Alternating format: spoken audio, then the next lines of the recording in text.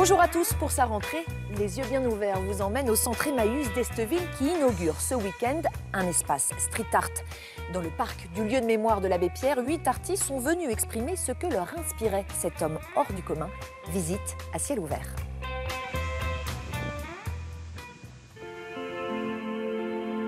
Des graphes, des pochoirs, des collages. Au beau milieu du parc, 8 fresques colorées déclinent la vie et les valeurs de l'abbé Pierre. L'une d'entre elles évoque le texte fondateur d'Emmaüs, l'appel de 1954. Mes amis, au secours. Une femme vient de mourir gelée cette nuit à 3 heures sur le trottoir du boulevard Sébastopol. Gelée terrible. C'est vraiment un texte très important, pas seulement pour l'histoire que l'on veut raconter ici au centre Abbé Pierre Emmaüs, mais aussi pour l'histoire de France. Donc le fait que Ariane Pasco ici ait voulu en parler, ça compte effectivement. Le street art de la rue, rend hommage à l'homme qui a consacré sa vie entière aux gens de la rue. C'est une façon de prolonger les valeurs et l'action de l'abbé Pierre. Oui, l'espace street art, c'est une façon de porter un nouveau regard, plus coloré, plus innovant, plus jeune, sur l'abbé Pierre, qui est déjà décédé depuis 10 ans. C'est aussi l'occasion de montrer que c'est une œuvre, celle de l'abbé Pierre, c'est une œuvre toujours vivante, une œuvre que se réapproprie un certain nombre de personnes.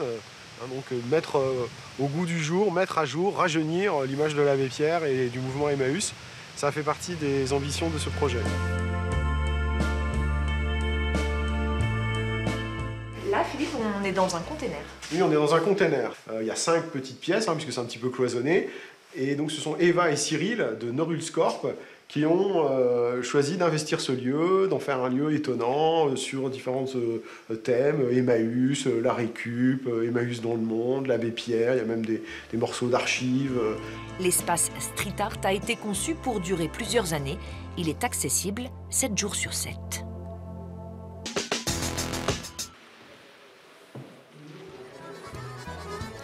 Dieppe Scène Nationale vous invite à célébrer l'ouverture de sa saison avec ce soir un concert aux accents chaleureux, La La La Napoli. Le groupe détourne des chansons du répertoire traditionnel napolitain et chante sa joie de vivre, une belle fête collective en perspective. L'entrée est libre.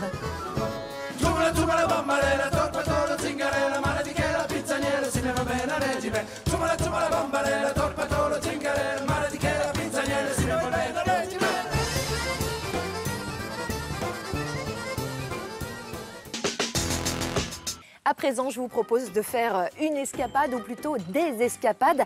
4 spectacles à savourer en famille dans des villages de l'agglomération hébroïcienne.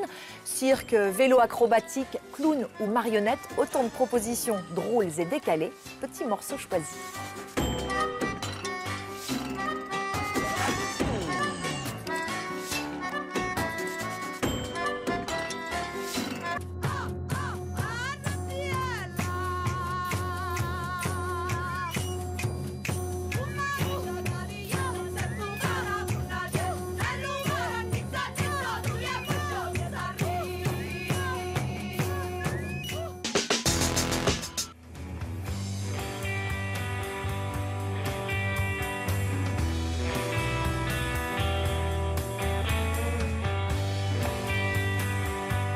Des visites inédites ou insolites pour redécouvrir les trésors de notre région. C'est le principe des Journées du patrimoine. 34e édition. Des centaines de lieux seront ouverts demain et dimanche. Bénédicte Drouet a choisi de vous emmener au Havre et à Bolbec. Des décennies après leur fermeture, les anciens ateliers de textile des Genêtais tournent encore. Grâce à ces passionnés qui entretiennent la mémoire de Bolbec. Je suis arrivé dans ces bâtiments en 1952, j'avais 16 ans et des poussières, et puis j'y suis encore aujourd'hui. Surnommée la vallée de l'or, Bolbec a tissé pendant des siècles son développement et sa richesse sur l'industrie du textile. Elle a forgé sa renommée notamment avec ses fameuses toiles de coton imprimées, les indiennes, que l'association tente aujourd'hui de sauver. J'ai découvert ces indiennes sur un site d'internet d'un antiquaire américain. Et il y en avait pour 7 000 € et on a fait donc un appel aux dons auprès de nos adhérents et auprès de la population bolbeckaise. Grâce à eux, on a pu récupérer 6 de ces 9 toiles pour l'instant. Exceptionnellement, elles seront dévoilées au public ce week-end. Sauvegarder le patrimoine local, c'est ce qui anime aussi ces bénévoles havrais. Là, on fait tourner tout l'ensemble du moteur. Depuis 24 ans, ils sont au chevet de cet ancien remorqueur américain arrivé au Havre à la Libération. Tout ce que vous avez autour de vous date de 1944. Il n'y a pratiquement rien qui a été changé depuis que les Américains ont construit le bateau. Ici, il y avait vraiment tout ce qu'il fallait pour que ça dure. Sauvé et restauré, l'USS T-488 est le dernier remorqueur de ce type en France. Nous nous trouvons actuellement sur la passerelle qui est entièrement d'origine. Vous pouvez imaginer la vie du capitaine qui pilotait ce bateau. Aujourd'hui, il est classé au patrimoine maritime des monuments historiques et ouvre ses portes au public pour les journées du patrimoine.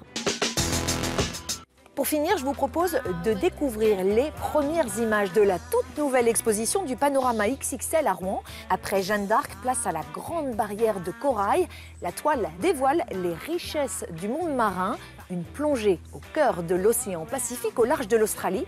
Et pour ce premier week-end d'ouverture, l'entrée est gratuite.